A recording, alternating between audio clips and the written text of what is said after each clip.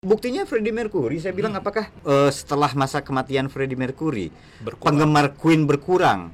Yang saya tahu nggak juga. Nambah malah. Mungkin aja nambah. Buktinya waktu film Bohemian Rhapsody itu penontonnya itu sangat box office generasi. Kan? Box office kan?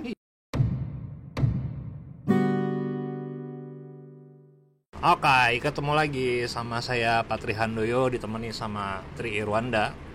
Ini lagi dekat-dekat Hari AIDS sedunia.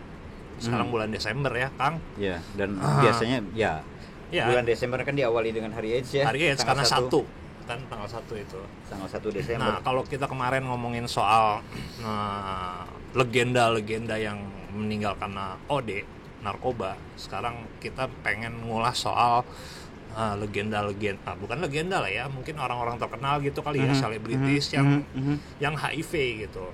Nah, dimulai dari mungkin dari yang levelnya internasional dulu kali ya gitu. Yeah. Setahu saya sih yang paling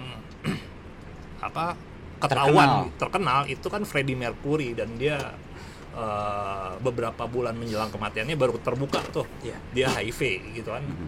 Nah, kalau di filmnya sih kan waktu di Live Aid ya, tapi kan ternyata nggak kayak gitu ceritanya gitu. Bukan di situ gitu. Nah, sekarang kita pengen ngebahas soal itu. Lu tahu nggak, Kang, siapa aja, Kang? Ya, Freddie Mercury jelas ya. Freddie Mercury itu ya kawan-kawan tahu lah ya, vokalis Queen, dan dia juga sering jadi simbol ya. Misalnya rocker, artis terkenal dunia, lagu-lagunya banyak di Indonesia juga banyak banget penggemarnya banyak kan. Banget. Dan ternyata di jelang kematiannya banyak orang baru ngeh bahwa ya gempar kemudian kan ya dia dan memang Freddie ngakuin ya gue HIV gitu. Dia terinfeksi HIV dan itu udah pada stadium AIDS ya, dan memang sakit, salah satunya karena akibat HIV. Ya. Dimana waktu itu obat antiretroviral tuh masih jarang lah ya. Iya. Artikelnya banyak sekali yang menulis tentang di balik kematian Freddie Mercury. Tapi walau gimana pun gini, itu tidak menyurutkan orang menyukai dia. Oh iya. Kalau saya ngelihatnya gitu, Pat. Oh gitu. Yang menarik ya. Gini kan, gimana? Kawan-kawan sering ngelihat ya bahwa kanal ini pun salah satunya ditujukan agar kita nggak punya stigma. Nah, yang saya tahu, Pat, dalam soal HIV dan AIDS ini, itu kan lekat banget tuh soal cap buruk tadi, soal penilaian buruk yang disebut stigma itu. Yeah. Nah, berarti kan Freddie kena stigma tadi karena dia terinfeksi HIV. Yeah, tapi yang saya tahu penggemarnya tetap banyak. Lagu-lagu Queen hari ini masih ada yang muter. Jadi nggak kemudian. Dan Bohemian Rhapsody kan banyak banget yang cover tuh. Oh, banyak banget itu. Banyak banget. Itu kan salah satu lagu terbaik lah Rolling Stones ya. Majalah itu pernah menobatkan itu jadi salah satu lagu terbaik terbaik sepanjang zaman kan. Ya memang sasinu teh nyaho Bohemian Rhapsody ya. Jadi tidak kemudian menyurutkan gara-gara Freddie Mercury itu ternyata AIDS gitu kan, atau homo gitu. Ya dia gay. Dia gay, tapi kan dia juga pernah menikah dengan perempuan kan.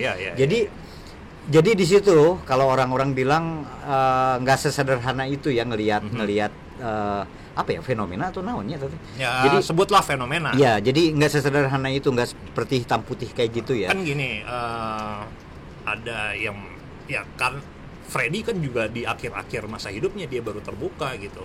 Kan berarti ada kekhawatiran juga Freddie kalau misalnya ngebuka sejak pertama dia tahu dia HIV gitu, itu dia bakalan ngerasa gue bakalan banyak yang dibully lah, atau kemudian ya dapat stigma tadi teman-teman, karena memang dalam soal HIV saya bilang tadi, Pat, stigma itu ternyata ada gitu. Jadi dan ternyata bukan cuma di Indonesia, buktinya Freddie itu ngalamin, apalagi di awal-awal ya itu di 80-an itu. Di 80-an itu di mana informasi tentang HIV dan AIDS itu sangat minim, masih bisa dibilang minim, nggak seperti sekarang. Nggak seperti sekarang ya. Kalau sekarang kan internet udah ada, orang bisa nyari tahu tentang HIV itu nggak mudah menyebar. Bisa kena sama siapa aja misalnya sejauh syaratnya terpenuhi. Tapi ini di tahun 80-an dan Freddie pun saya bayangin dia dihinggapi rasa takut itu juga. Pasti. Kalau dia seterbuka itu juga, makanya dia di akhir-akhir lah baru dia yang menyatakan dirinya kan memang terinfeksi. Kalau nggak salah diperkuat oleh pernyataan manajernya juga deh waktu itu. Saya lupa ya, manajernya juga bilang bahwa ya dia HIV. terinfeksi HIV. Dia karena ya mungkin ada beberapa saya nggak bilang perlu laku namanya istilah nantinya karena karena berganti nama pasangan baik dan seterusnya. Oh iya, nggak, bukan, maksudnya kenapa dia bisa terinfeksi karena ya banyak faktor. Tapi yang menarik kan gini, kadangkala kalau orang terinfeksi HIV itu kan nggak ada pentingnya juga untuk tahu kenapa dari mana sih bisa kena HIV, kenapa sih kok bisa kena HIV gitu. Yang pasti mah HIV channel ini saya kan punya misi mendidik cenah kan, maksudnya memberikan informasi kan gitu. Dari mana Pat HIV bisa menular Pat? Satu dari hubungan seksual tanpa kondom ya, tanpa perlindungan ya. Kemudian dari berganti pasangan tanpa kondom tadi ya. Kemudian apalagi nyuntik bekas suntikan orang. Kemudian dari ibu ke anak, dari jarum dari menyusui ya. Dari menyusui, tentunya dari ibu yang sudah terinfeksi ke bayinya. Tapi kalau mau ditelusurin lagi kan yang pasti gini, medianya yang harus diketahui justru kawan-kawan. Media penularannya hanya ada 4 kok. Yang satu adalah darah, jelas. Darah contohnya pada orang yang tuker-tukeran jarum suntik narkoba kan gitu ya. Tuker-tukeran nih jarumnya. Ada risiko kalau satu orang udah terinfeksi menularkan pada yang lain karena darahnya. Yang satu sudah terinfeksi nih, berarti dari darah. Kemudian yang kedua bukan narkobanya, tapi jarumnya. Kemudian yang kedua adalah air mani. Makanya hubungan seks tadi kan. Yang ketiga cairan sperma. Cairan vagina. Makanya hubungan seks yang tidak terlindungi itu jadi rentan. Kemudian yang keempat ya air susu ibu. Jadi kalau gue sih jadi tiga aja Kang. Biar lebih simpel. Darah, cairan kelamin, sama air susu ibu. Yang pasti gitulah kawan-kawan. Kalau kita mau menekuni informasi tentang HIV. Nah, balik lagi ke seleb ini. Itu tahun 80-an, Freddy. Tahun 90-an ada lagi nih. Tahun 90-an gua waktu itu kaget juga karena ini salah satu idola gua. Siapa tuh? Ervin Magic Johnson. Oh iya. Gitu. Itu kan ini mengagetkan banget gitu ketika dia bilang saya HIV gitu. Kemudian kan dia udah nggak main lagi tuh di Lakers tuh. Habis itu LA Lakers kan grupnya. Klubnya kan? Ya itu Kenapa? Ya, Jokowi ya.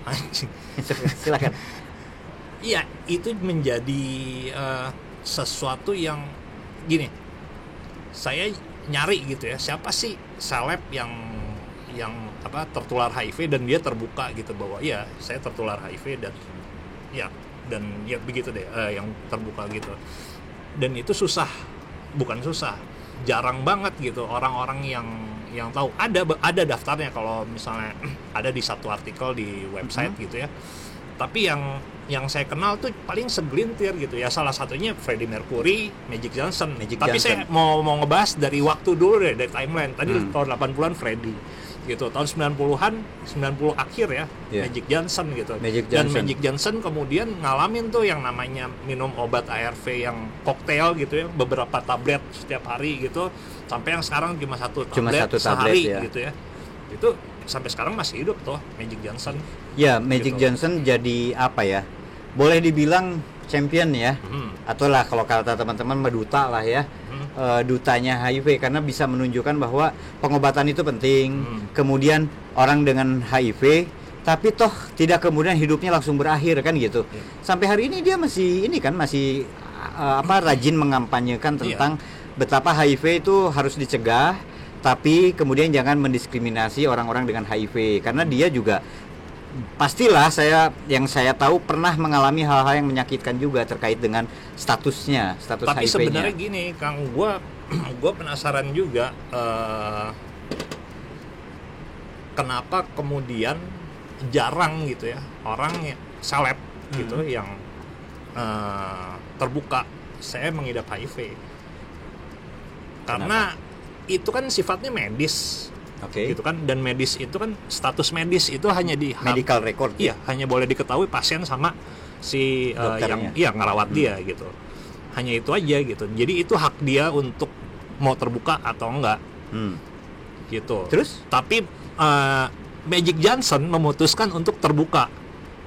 ada maksud dong berarti. Maksudnya apa coba? Kalau buat saya pengen nunjukin sama orang setahu saya itu pernah kok dia nyatakan. Saya lupa deh. Dia pengen menyatakan sama orang-orang bahwa ya itu membangkitkan apa ya istilah klisenya mah inspirasi, motivasi buat orang yang terinfeksi HIV jangan kemudian putus asa. Dia masih bisa hidup berkembang dan kemudian masih bisa katakan aja klise sekali lagi berprestasi lah gitu loh Pak. Itu kan ada misi yang dibawa oleh Magic Johnson. Kayak almarhum Ginan kan? Ginan di Rumah Cemara itu salah satu orang yang dengan leluasa dia bilang bukan berarti menyepelekan ya. Kalau saya nggak ngelihat bahwa dia menyepelekan HIV. Dia kan ngitung dong pasti. Ya. Saya kalau terbuka konsekuensinya A, B, C, D, E, F, G gitu ya. Apakah ada yang ngejauhin, ada yang menilai dia buruk, stigma tadi misalnya atau apa, atau bahkan mungkin ada yang mendiskriminasi. Tapi dia dengan sadar membuka status kesehatannya gitu. Ya itu tadi kan buat inspirasi. Buat menginspirasi orang lain, mempengaruhi orang lain agar misalnya ternyata orang dengan HIV itu biasa-biasa aja dalam arti ya dia juga bisa kok ngobrol sama orang lain, bergaul, main bola dan sebagainya. Misalnya itu contoh yang kita dapat dari Ginan misalnya kan. Dan Ginan dengan selalu bilang bahwa ya jangan mendiskriminasi, membuat pembedaan pada orang-orang yang dengan HIV kan. Dan saya pikir semangatnya kan mirip dengan yang terjadi pada misalnya Ervin Magic Johnson misalnya. Itu kan pastilah sekarang gini lah Pat. Gimana? Ngapain gitu seseorang terbuka tentang gue punya virus ini dalam tubuh, itu haknya dia untuk nggak cerita sama orang gitu. Tapi dia pasti punya maksud untuk menceritakan itu dengan harapan bisa berpengaruh baik pada orang-orang. Oh ternyata yang HIV nggak seperti yang dibayangkan. Kalau kawan-kawan ingat aja di tahun 90-an awal ya terutama sampai 90-an akhir itu kan poster-poster tentang HIV itu menakutkan. Iya. Gambar tengkorak lah udah terbaring, badan kurus tinggal kalau kata teman-teman tinggal tulang sama kentut lah gitu kan ya. Jadi udah nggak bisa apa-apa gitu. Tapi dengan munculnya sosok-sosok begitu, sekali lagi bukan berarti menganggap sepele soal HIV, bukan menganggap remeh ya. Tapi orang dapat inspirasi bahwa ya ini bukan lagi-lagi yang akhir dari dunia gitu ya. Lagi-lagi klise ya, bukan akhir segalanya gitu loh. Orang masih bisa kok kuliah kerja main band main bola atau apapun gitu. Yang penting dia tadi seperti Magic Johnson, dia minum obat dengan teratur, dia menjadi contoh. Saya punya kenal juga loh Pat, beberapa kawan yang ntar kapan-kapan kita ajak wawancara juga ya. Misalnya Mbak Asti kalau lagi nonton tayangan ini ya di Jogja. Itu Mbak Asti itu kan seorang perempuan, dia Mbak Asti pernah di sini. Oh iya ya. Mbak Asti pernah ya Prim ya di kanal ini. Oke. Jadi jadi dia juga rajin minum ARV dengan tujuan ya ingin memberikan pengaruh baik pada yang lain, orang yang dengan HIV juga agar jangan lupa deh obat itu penting. Biar ya hidup bisa berjalan seperti yang biasa aja, seperti orang ya lah infeksi ada ya, maksudnya HIV walau gimana pun infeksi kan, itu infeksi virus ya. Tapi ya dia masih bisa sehat, dia masih bisa kerja, masih bisa ngapa-ngapain gitu. Kan ini mumpung ngebahas ARV ya.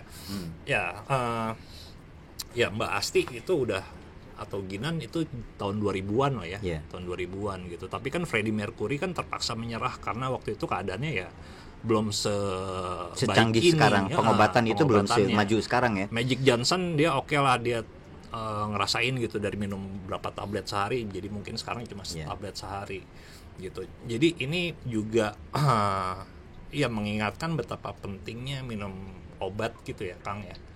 Minum obat. Terus tapi yang gue bingung juga gini, di zaman yang udah lebih baik ini masih banyak juga loh yang nggak mau minum obat, nggak mau minum obat gitu.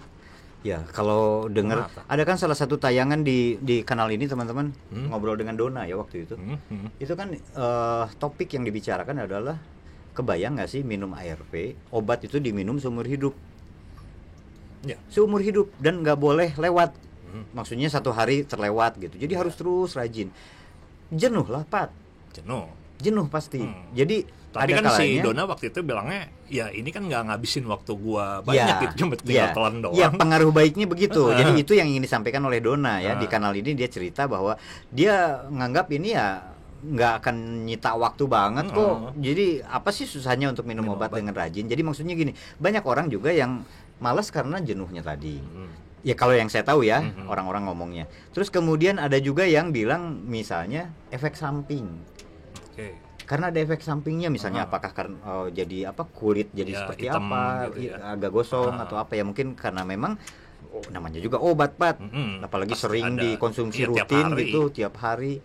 Itu kan ada efek samping. Ya risiko lah ya tamah. Yang penting mah apa ya, tidak sampai ini teknis, ada CD4-nya drop ya, Oke. apa CD4-nya ya, apa dalam sel Si darah sistem putihnya. kekebalan tubuhnya. Jadi nggak drop terus, yang penting orang bisa tetap sehat, bugar, bekerja, beraktivitas seperti biasa kan gitu, Pat. Itu yang saya tahu loh, kalau lagi ngobrol sama teman-teman yang HIV positif. Jadi mereka tuh kadang jenuh, kadang apa namanya, takut dengan efek sampingnya dan semacam itu. Makanya ada juga yang akhirnya malas lah gua gitu. Gitu. Padahal ARV di Indonesia itu gratis ya. Iya. Ya, Iya. disediakan Dibayari oleh negara. pemerintah. Duit negara untuk membiayai itu lewat subsidinya itu udah besar. Dan itu Besar. kan komitmen global, nggak cuma Iya, di Indonesia nggak cuma aja. di Indonesia. Heeh. Betul. Nah, kawan-kawan yang HIV positif boleh deh berkomentar di sini. Teman-teman boleh berbagi cerita gini misalnya. Gimana caranya ngakalin agar nggak jenuh minum ARV misalnya. Mumpung Desember ini biasanya orang masih sering lah membicarakan tentang HIV dan AIDS gitu kan. Jadi silakan teman-teman boleh berkomentar Oke. di kanal ini. Nah, balik lagi nih yang soal seleb sama HIV. Seleb, kalau itu seleb, tapi kan Magic Johnson itu olahragawan ya, Iya. basket. Iya, Sebetul- seleb kan, tapi iya, orang seleb. terkenal. Ya, pesohor. Heeh. Sebetulnya ada peraih medali emas Olimpiade, inget nggak? Oh, iya. Perenang Greg Louganis. Oh. Itu Olimpiade tahun berapa itu ya? 80-an gitu. Greg Louganis itu kan Perenang ya? perenang peraih medali emas dari Amerika. Perenang itu HIV. Dan sampai sekarang dia mengampanyekan tentang bagaimana Oke. agar orang dengan HIV bisa tetap sehat dan sebagainya. Itu jadi semacam duta juga lah, duta dalam HIV. Mirip dengan Magic Johnson. Terus kemudian kalau yang ini udah meninggal, misalnya Rock Hudson. Oke, Rock Ya, Hudson, bintang film lama lah teman-teman, kalau pernah dengar aja, googling aja deh, itu ada bintang film lama Rock Hudson. Dia juga diketahui ya meninggal karena penyakit terkait dengan AIDS kan. Oke. Gitu. Nah, yang ini terkait sama stigma juga sih. Nah, dan ini baru juga gua tahu, Charlie Sheen, pemain Ya. film. Ya. Dia main film apa sih? Ada banyak, Platoon. Banyak lah. Platoon. Terus selain Platoon yang pasti Banyak lah, Charlie Sheen. Charlie Itu Sheen. kan sekeluarga tuh, Martin Sheen, Charlie Charlie Sheen, Sheen. kan gitu. Martin Sheen bapaknya ya, yang Apocalypse Now Ya. itu bapaknya. Nah, kalau yang apa namanya Charlie Sheen itu kan sangat terkenal tuh filmnya, kalau gue yakin itu Platoon. Platoon ya. Tentang Platoon itu kan tentang perang Vietnam kan. Yep. Charlie Sheen di situ main. Dan dia ternyata HIV kan. Dia HIV dan dia baru ngebuka itu setelah 4 tahun dia tahu status kesehatannya itu.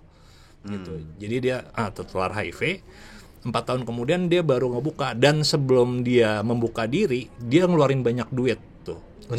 Untuk biar orang nggak ngebuka itu, nggak ngebuka statusnya itu gitu. Oke. Sampai $1 juta gitu deh kalau nggak salah. Pokoknya dia ngeluarin Untung banyak dia uang. tajir ya, Untung dia ya. tajir supaya ya itu status HIV-nya itu nggak kebuka. Nggak diketahui publik ya. Nggak diketahui Saking publik. ya mungkin juga ya itu tadi, stigma itu menakutkan. Iya, kan? dan itu kan ya Freddie Mercury tahun 80-an lah. Itu 2015 loh, Kang.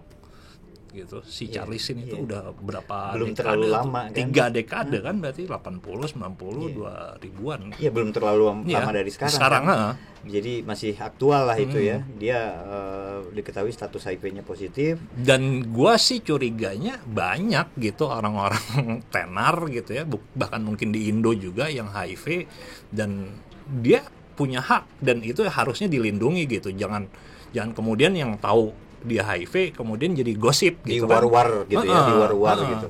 Ya, di satu sisi ya, tapi di satu sisi kan asal orang yang memang punya HIV itu punya kesadaran untuk ya itu tadi, melindungi orang lain juga. Misalnya gini, taruhlah dia punya istri atau punya suami. dia tidak menyebarkannya pada Ya kepentingannya kan itu aja kan, pribadi kan, itu ranah pribadi ranah kan. pribadi, Saya nggak gitu. menulari ke pasangan saya gitu. Iya, nggak ada urusannya untuk orang semua Tahu. harus diketahui status HIV-nya kan. Makanya itulah kenapa kemudian tes HIV itu penting kan, tapi ya didorong kesadarannya gitu loh, Pat. Yoi. Ya nggak sih? Jadi ya satu-satunya kan gini lah, satu-satunya cara untuk mengetahui tentang status HIV itu udah bukan waktunya lah. Kita ngelihat dari ciri-ciri fisik gitu Yep, ya. yep. Apa satu-satunya jalan ya orang tes HIV. HIV. Tes HIV. Di kota kalian, di kota teman-teman banyak deh.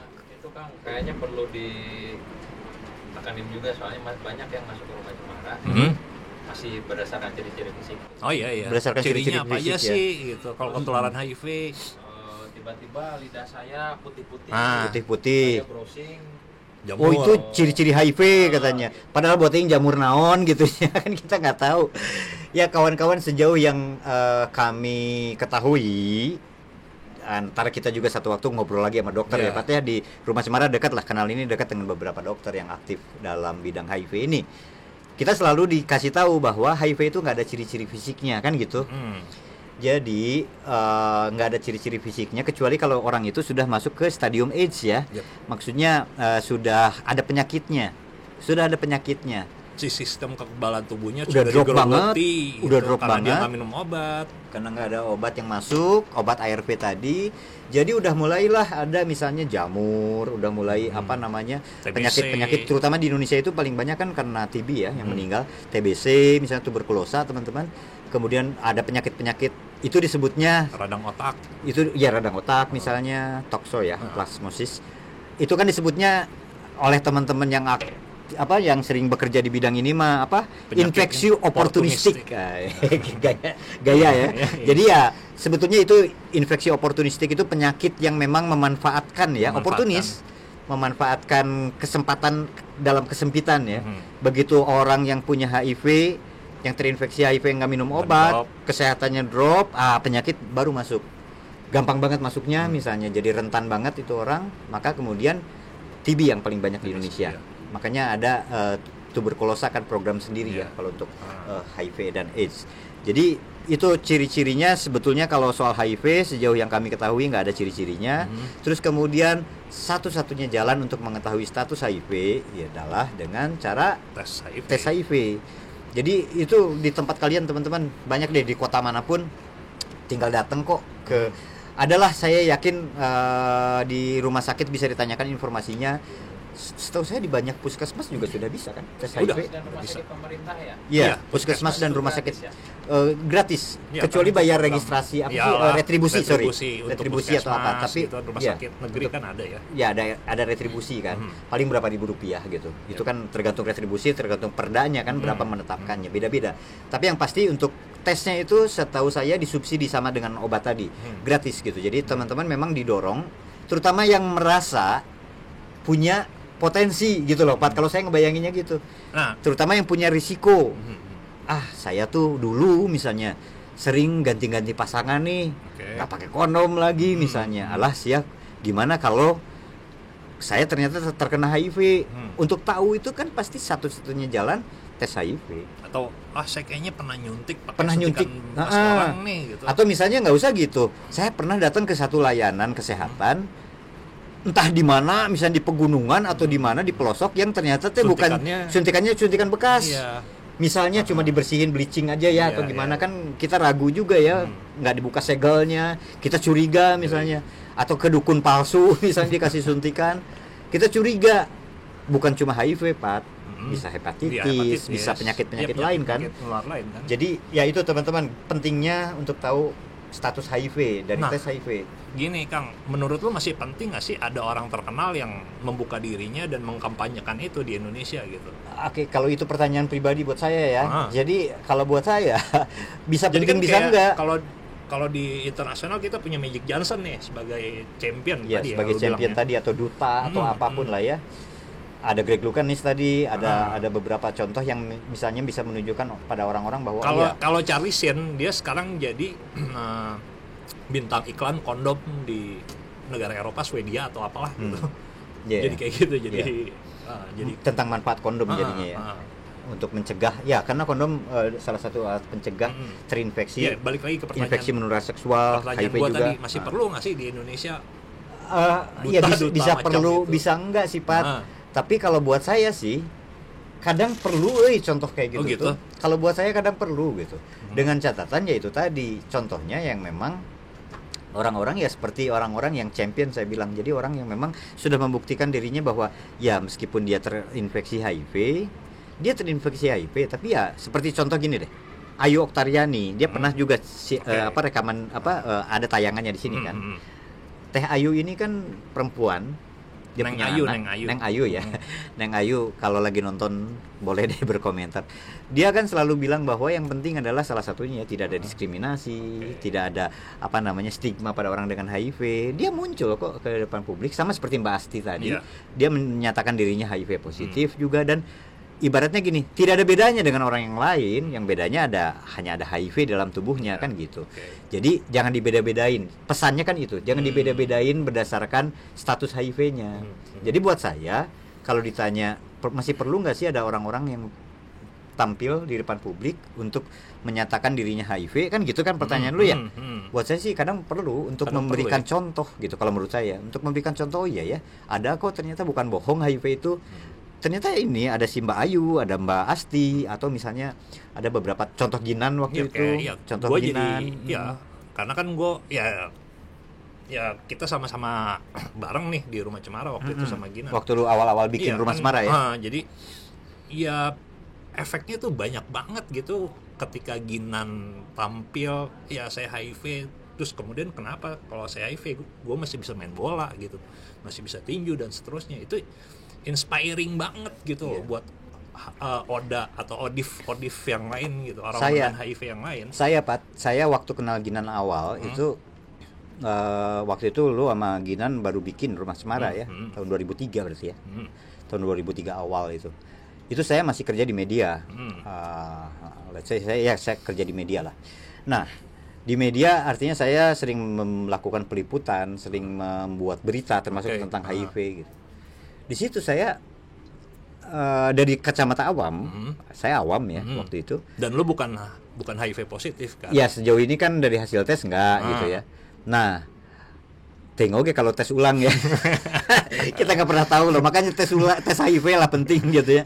Nah, Pat, saya itu begitu tahu Ginan menunjukkan dirinya bahwa dia HIV positif depan saya, dan saya tuh antara percaya nggak percaya gitu. Kenapa? Karena di benak saya orang dan saya HIV bayangin itu kurus kering. Iya, saya termakan dengan kampanye-kampanye yang dulu kan, orang dengan HIV itu AIDS pasti ya mah geus dina kasur we hungkul nggak bisa apa udah dalam tempat tidur. Nah, waktu itu saya ngelihat sosok Ginan itu membuat saya terbuka pikiran sama mata saya. Oh iya, ternyata dia mau minum kopi bareng waktu itu sama saya, perkenalan saya tuh. Dia minum kopi bareng sama saya. Kami kebetulan ngerokok juga, saya ngerokok, hehehe, ngobrol. Saya nggak ngelihat ada yang beda. Itu kan persentuhan pertama saya dengan orang yang dengan HIV secara langsung, sebut aja begitu. Itu 180 derajat berguguran citra tentang orang dengan HIV di benak saya waktu itu.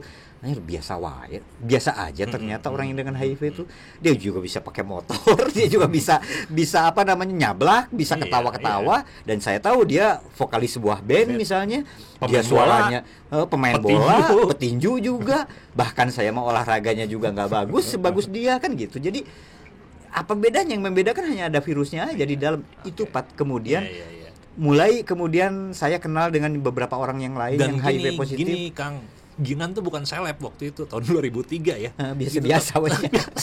Tapi karena budak kritik ya. Dan karena dia terbuka gitu ya, dan dia jadi inspirasi banyak orang, men. Gitu. Iya. Jadi maksud saya seleb penting gitu ya, orang terkenal gitu buat menginspirasi orang karena dia udah emang orang terkenal gitu. Tapi ada juga lah orang-orang biasa seperti Ginan di masa lalu, Neng Ayu gitu, Neng Ayu yang bukan bintang film, bukan penyanyi artis seperti yang sering ada di TV-TV kan. Nah, itu buat saya sih tetap, makanya itu yang saya bilang mereka champion, Pak. Mereka pemenang, mereka champion. Hidup dengan itu, dengan HIV, kemudian menjalani hari-harinya dan menunjukkan pada orang-orang ya lagi-lagi sorry ya kalau banyak klise, teladan gitu, ya. suri teladan. Jadi dia rajin minum ARV, kemudian dia juga tetap beraktivitas, dia menyuarakan agar HIV nggak dapat stigma, nggak dapat diskriminasi, ngajak orang, tapi juga nggak apa namanya, nggak nyalahin amat kalau orang nggak tahu tentang HIV gitu loh. Oke. Kan banyak juga tuh karena ketidaktahuan aja orang tanpa sadar melakukan stigma gitu. Jadi buat saya harus bijak juga. Mungkin seperti saya di masa lalu juga saya nggak tahu tentang HIV yang banyak.